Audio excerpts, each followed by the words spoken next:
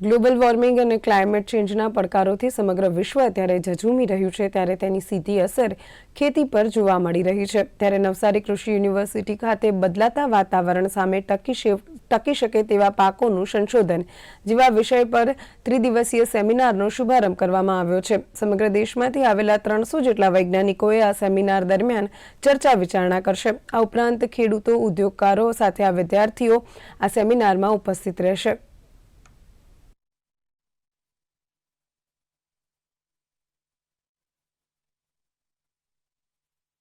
ત્રણ દિવસ ચાલનારા આ સેમિનારની અંદર વિવિધ સંશોધનો વિશે ચર્ચા કરવામાં આવશે।